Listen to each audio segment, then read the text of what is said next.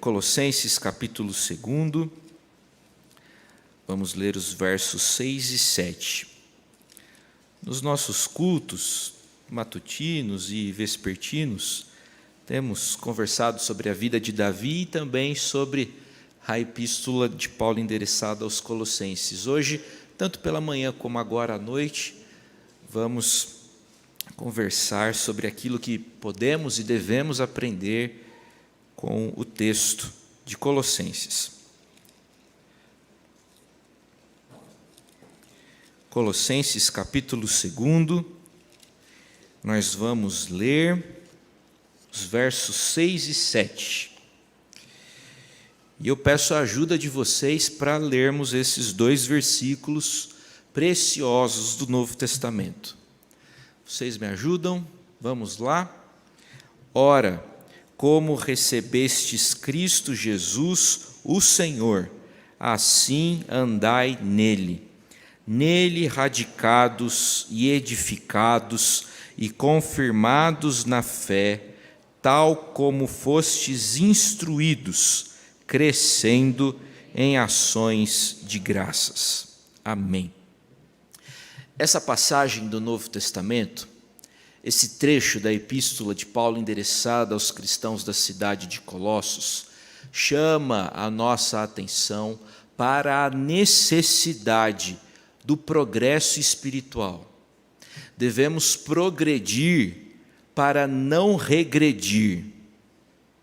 A verdade é que quando o crente não progride espiritualmente, ele vai regredindo gradativamente. Esse texto exorta-nos, alerta-nos quanto a essa realidade. Devemos progredir espiritualmente, devemos também cada vez mais expressar e manifestar contentamento e gratidão diante do nosso Deus e Pai. A comunidade cristã em Colossos precisou enfrentar e precisou resistir à influência dos hereges, dos falsos mestres, que tentaram disseminar seus falsos ensinamentos naquela comunidade. A chamada e conhecida heresia colossense foi um fenômeno sincrético, ou seja, uma mistura de vários entendimentos e teologias e compreensões religiosas. Enfim, os falsos mestres que ameaçavam a comunidade cristã na cidade de Colossos entendiam que a cruz de Cristo era parte do evento salvífico, mas não todo o evento salvífico. Nós cristãos cremos que a cruz de Cristo configura-se como todo o evento salvífico. Deus salva o pecador em virtude da obra perfeita, expiatória, reconciliatória de Jesus Cristo na cruz em favor daqueles que haverão de crer e que creem efetivamente. Não tendo condições de ir para Colossos a fim de combater os falsos mestres de forma presencial, o apóstolo Paulo pastoreia de forma remota. Ele pastoreia por meio da redação dessa epístola, que pretende orientar os cristãos a respeito da verdade, bem como adverti-los, admoestá-los e animá-los a jamais negociarem a verdade. Nesse texto nós encontramos o apóstolo Paulo tomado desse desejo pastoral de orientar aqueles crentes a fim de que eles não sejam seduzidos e finalmente prejudicados pelo erro, pelo engodo, pela falsa doutrina, pela heresia que era distribuída pelos falsos mestres. Meus irmãos, aqui nessa preciosa epístola do Novo Testamento, o apóstolo Paulo demonstra com clareza sua firme compreensão, seu firme entendimento de que Jesus Cristo ocupa sozinho o centro da criação e o centro da redenção. Esse é o principal entendimento, essa é a principal lição que a gente aprende com essa epístola. Jesus Cristo ocupa sozinho o centro da criação e o centro da redenção dos pecadores. Mas é interessante, é bonito verificarmos que as alegações de Paulo em Colossenses não são arrogantes. Paulo não negocia essa verdade, mas Paulo tem a capacidade de manifestar a sua compreensão sem ser arrogante, visto que a arrogância sempre foi e sempre será incompatível com os valores do reino de Deus. No capítulo 2 de Colossenses, que pertence ainda ao bloco teológico da epístola, o bloco prático, parenético, ocupa os capítulos 3 e 4 de Colossenses. Ainda no capítulo 2, que trata da teologia e da compreensão de Paulo, sobretudo a respeito da pessoa do Cristo, Paulo trata aqui sobre a necessidade do progresso espiritual. Vejam só, o apóstolo Paulo é capaz de ensinar teologia, é capaz de comunicar altos conceitos a respeito da deidade, da divindade, e ainda assim ser prático, estimulando os crentes ao progresso espiritual. A teologia nunca pode ser desassociada da piedade. É possível a gente tratar e caminhar observando essas duas realidades. A interrogação que surge é a seguinte: como progredir espiritualmente? Como progredir? Como crescer na fé? Da mesma forma pela qual nós nos tornamos cristãos. Como é que a gente se tornou cristão? Pela fé em Jesus Cristo. Verso 6. Ora, como recebestes Cristo Jesus? E como é que a gente recebeu Ele? Pela fé, por graça, por misericórdia. Ninguém é convertido por mérito próprio. Ninguém chega ao conhecimento da salvação porque é muito virtuoso. A gente recebe a Cristo por conta da sua graça e misericórdia. Ora, como recebestes Cristo Jesus, ou seja, de forma gratuita, de forma que evidencia a misericórdia do Senhor. Assim como recebestes Cristo Jesus, assim andai nele. A lição que aprendemos aqui é que o progresso espiritual, a santificação, também é resultado da graça do Senhor, da misericórdia de Deus. Meus irmãos, o texto apresenta para nós duas grandes resoluções que, se observadas, certamente culminarão em nosso progresso espiritual. A primeira resolução que a gente aprende com a passagem é a seguinte: nós devemos caminhar com Jesus. Eu vou caminhar com Jesus. Essa é a primeira resolução que a gente aprende com essa passagem. Ser cristão, ser crente, é receber a Cristo Jesus como nosso Senhor. A conversão manifesta-se, materializa-se na obediência a Deus. Jesus não é salvador daqueles que ainda não se submeteram a Ele como Senhor. A palavra Salvador ocorre no Novo Testamento cerca de 22 vezes. Já a palavra Senhor, Kyrios, a palavra grega Kyrios, ocorre no Novo Testamento fazendo referência a Jesus 650 vezes. O que isso quer dizer? Isso quer dizer que a grande ênfase neotestamentária recai sobre o senhorio de Jesus Cristo, sobre toda a realidade, sobre todas as coisas. Jesus é o seu Senhor. Jesus é o seu Salvador. O texto chama a nossa atenção para essas questões. O apóstolo Paulo afirma no verso 6 que os colossenses receberam a Cristo Jesus. A palavra usada aqui para fazer referência a esse recebimento é o equivalente ao termo rabínico usado para a transmissão da tradição. A ideia aqui é a seguinte: é como se Paulo estivesse dizendo para os colossenses o seguinte: o que vocês aprenderam comigo e com os meus cooperadores, o que vocês aprenderam com Epáfras, o plantador e o pastor da igreja de vocês, vocês devem andar nisso que vocês receberam de nós. Já as matérias, já os discursos que procedem dos falsos mestres, ignorem esse conteúdo equivocado. Paulo alerta e admoesta os cristãos colossenses a permanecerem naquela verdade que foi transmitida fielmente por ele. Além desse significado, é importante observarmos que a palavra traduzida por conduzir encontra-se no tempo presente, o que comunica a ideia de uma ação habitual, de uma ação contínua, de uma ação que é rotineira. O crente não fica aí correndo atrás de novidades. O crente sempre deve ser presidido pela palavra de Deus, que é imutável.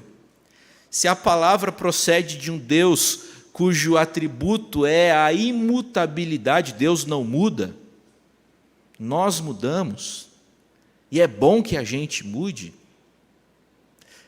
Ora, se a palavra procede de um Deus que é imutável, a palavra possui também esse atributo da imutabilidade, ela não muda, o conselho de Deus para nós permanece.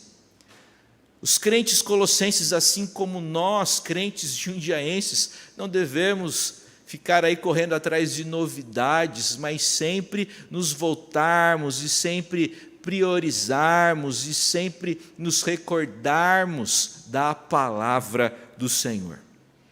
No verso 7, Paulo usa algumas metáforas para comunicar algumas verdades, a fim de evidenciar essa estabilidade espiritual que o crente deve ter.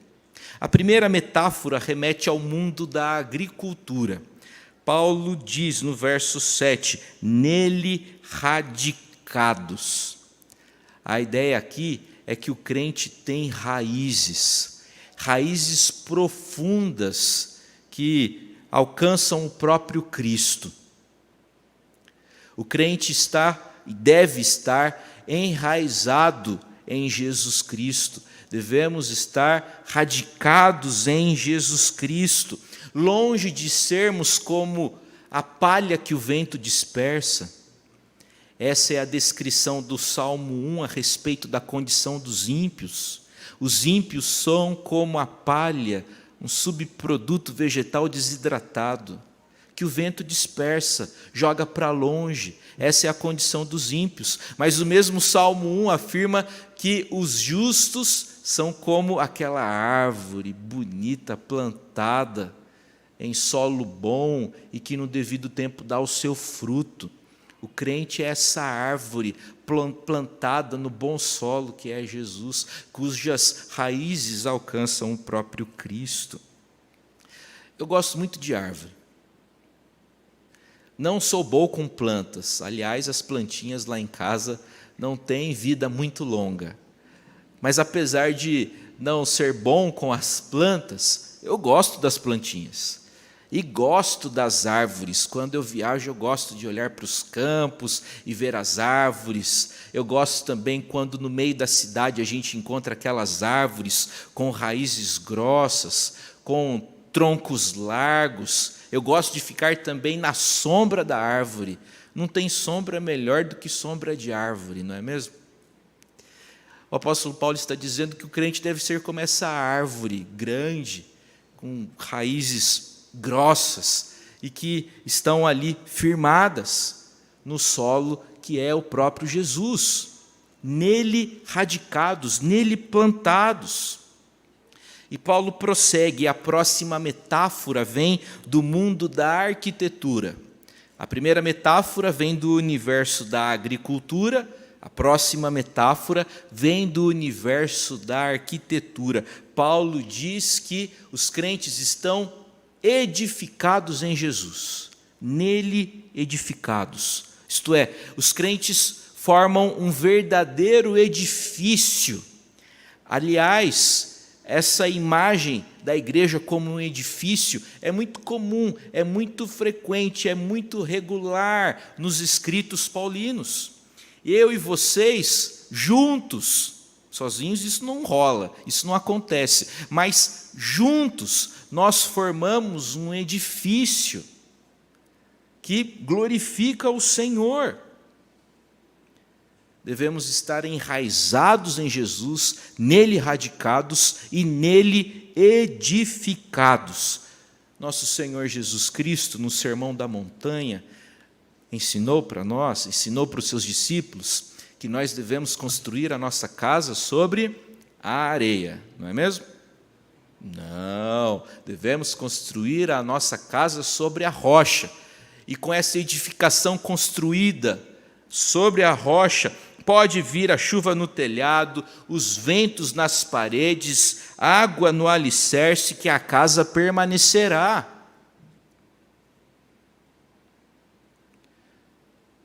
Meus irmãos, quantas crises não estão acontecendo? Se a gente não tivesse Cristo no coração, a gente estaria numa condição de desespero. É isso aí. Aquela pessoa que não conhece a Cristo, nesse mundo que a gente vive, encontra-se desesperada. E é por isso que eu e vocês devemos compartilhar e anunciar o Evangelho a toda a criatura. Porque o Evangelho é a boa notícia de que Deus em Cristo nos visitou para nos reconciliar com o próprio Deus, a fim de nos dar vida, e vida em abundância. O teólogo afirmou apropriadamente que essa edificação deve ser vista, antes de tudo, como a obra contínua de Deus em seu povo, aqueles que são seu santuário e habitação. Essa obra contínua e de consumação consiste tanto em trazer para dentro aqueles que estão fora e também em cuidar daqueles que já estão dentro da igreja. A igreja cristã é, portanto, tanto centrífuga quanto centrípeta, chamada para fora, mas também chamada para trazer para dentro aqueles que estão de fora. A terceira metáfora empregada por Paulo aqui vem do universo da pedagogia.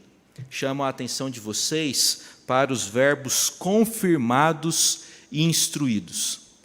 Essas palavrinhas eram usadas comumente no universo pedagógico, acadêmico, no universo dos discentes e docentes da época. Os cristãos devem ser confirmados e instruídos na palavra da verdade. Meus irmãos, a Bíblia, como afirmava corretamente, apropriadamente João Calvino, é a escola do Espírito. E devemos estar matriculados nessa escola do Espírito. Nessa mesma carta, no capítulo 3, no verso 16, Paulo instrui os crentes: habite ricamente em vós a palavra de Cristo. Ou seja, o crente não conhece apenas o Salmo 23, verso 1, ou João 3,16. Esses versículos são absolutamente lindos, não é? Mas o crente deve ter um conhecimento maior e mais amplo da Escritura. A palavra de Cristo deve habitar ricamente em nosso coração e não precariamente. A palavra de Cristo deve habitar ricamente em nosso coração. Cada pensamento nosso, cada palavra nossa, cada ação nossa, nossas próprias motivações devem ser direcionadas e aprovadas pela palavra do Senhor e por sua vontade. Dessa forma, os crentes são elevados a patamares cada vez mais altos, como um edifício que se ergue fileira por fileira, andar por andar.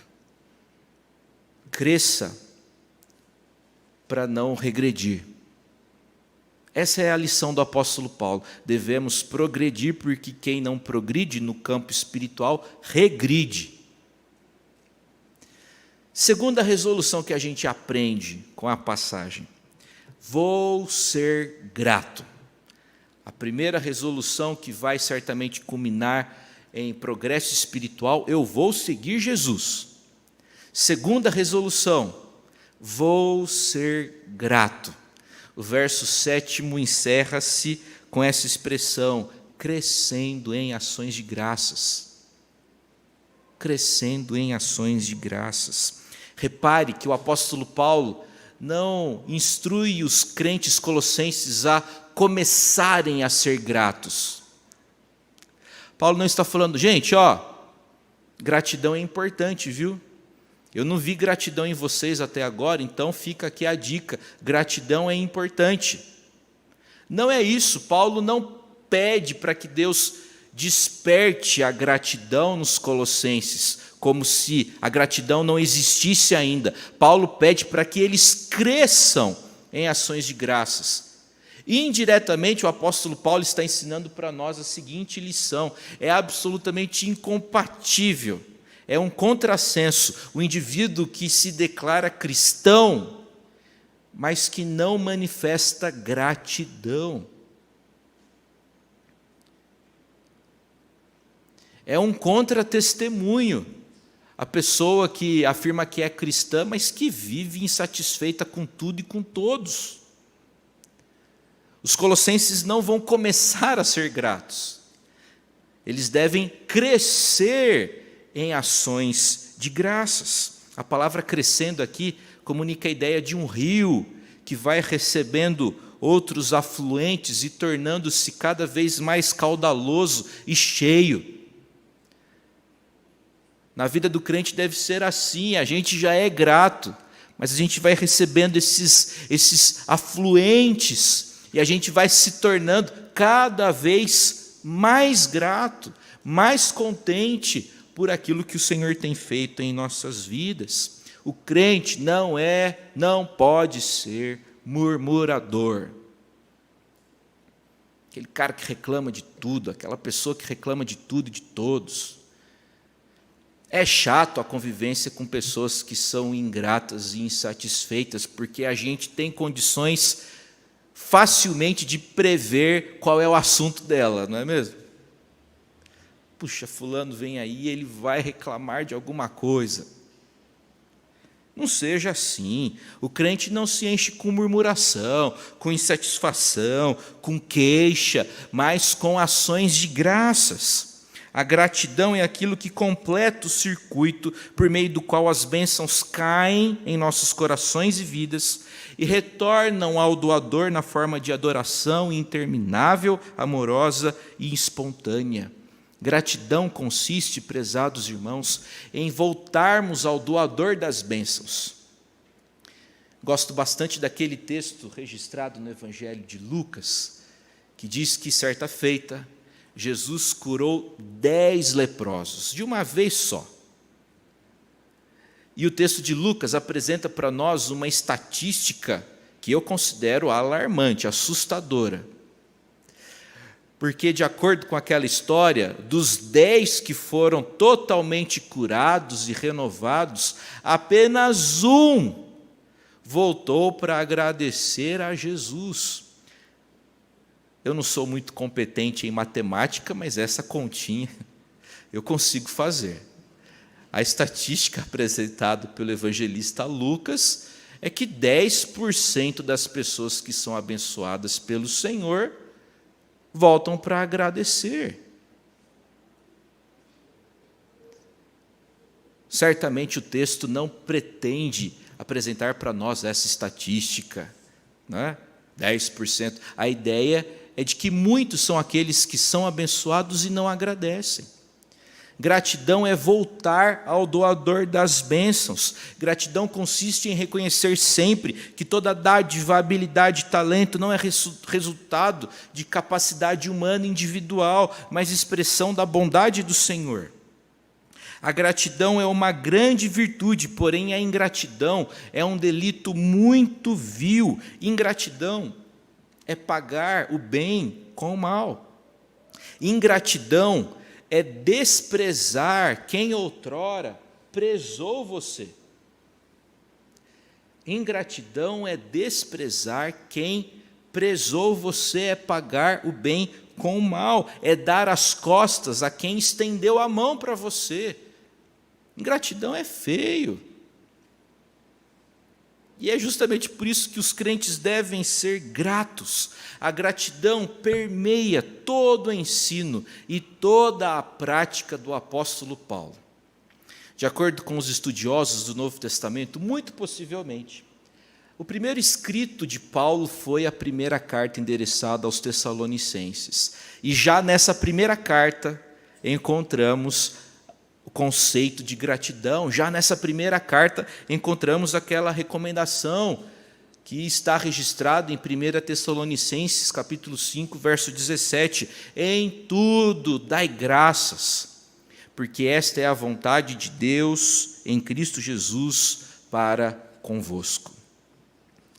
O pastor Wayne Cordeiro, em um de seus livros, conta a história de um monge noviço que entrou lá num mosteiro e que tinha a permissão de falar 2 palavras por ano.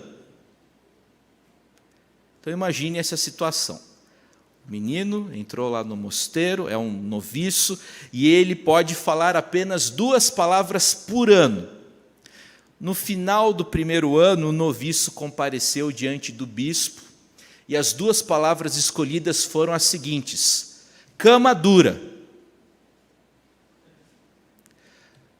Passou-se mais um ano. No final do segundo ano, o noviço compareceu diante do bispo e disse: comida ruim. E aí, no final do terceiro ano, o noviço compareceu diante do bispo e disse: eu desisto. E aí o bispo respondeu: ótimo, tudo que você fez desde que chegou aqui foi reclamar, reclamar e reclamar. Essa historinha chama a nossa atenção para o seguinte: o que você faz mais?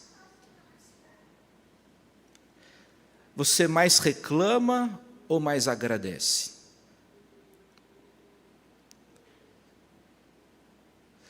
O que você faz mais? Você mais reclama ou você mais agradece? Olha, confesso que essa pergunta, para mim, é altamente desagradável.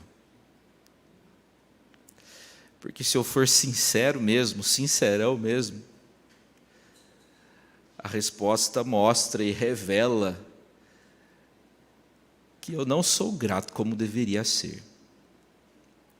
Você mais reclama ou você mais agradece? Faça a resolução, implore a Deus hoje a bênção de ser capacitado pelo próprio Deus para crescer em ações de graças.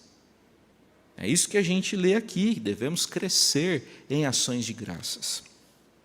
Queria concluir essa nossa reflexão comentando com vocês algo que foi dito por um cara chamado Brian Dyson. Quem foi Brian Dyson?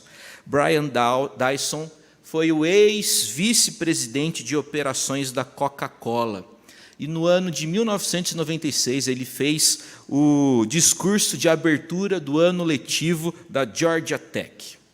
E ali, naquele discurso de abertura, ele apresentou a seguinte ideia: imagine que a vida é um jogo no qual você está equilibrando 5 bolas no ar. Você pode chamar essas bolas de trabalho, família, saúde, amigos e espírito. Conforme o tempo passa, você conclui que o trabalho é uma bola de borracha. Se você deixá-la cair, ela bate e volta. Mas conforme o tempo passa, você conclui que as demais bolas são feitas de vidro. Se elas caírem, elas podem quebrar ou se danificarem de maneira bastante intensa. E aí, no final dessa sua fala, ele diz o seguinte: você precisa entender isso e lutar para obter o equilíbrio na sua vida. Essa historinha contada por esse ex-vice-presidente de operações da Coca-Cola Estou com vontade de tomar coca, porque hoje no almoço eu comprei um refrigerante de limão do dia. E olha, deu, e estava quente, né? Então eu estou com vontade de tomar uma Coca-Cola daqui a pouco, né? Não sei se vai rolar. Mas vamos lá. O que essa historinha contada por esse indivíduo que trabalhou na Coca-Cola quer dizer, quer comunicar é o seguinte: a gente precisa se importar e valorizar com aquilo que é efetivamente importante. O que é importante, de acordo com a passagem, é crescer espiritualmente e crescer em ações de graças. Observando esses preceitos, certamente nós seremos abençoados pelo Senhor. Meus irmãos, quero encerrar essa minha fala lembrando vocês de que nós crescemos espiritualmente da mesma forma que nos tornamos cristãos. Não é a gente que faz alguma coisa. É o próprio Deus que nos capacita. O progresso espiritual não é resultado da nossa habilidade ou da nossa própria resolução. Eu falei muito de resolução aqui hoje, né? Mas me entenda, por favor, quando eu falo de resolução, eu estou falando de uma disposição interior encharcada da graça do Senhor. Uma disposição interior que nasce e que é amadurecida e que é efetivada por conta da graça do Senhor. Então a gente só cresce espiritualmente com a ajuda e com a capacitação do Senhor. Que o próprio Deus nos abençoe e nos faça crescer para não regredirmos. E que Ele nos ajude a sermos cada vez mais contentes e gratos. Que o Senhor nos livre de sermos pessoas rabugentas e embrutecidas. Que o Senhor nos abençoe. Em nome de Jesus. Amém.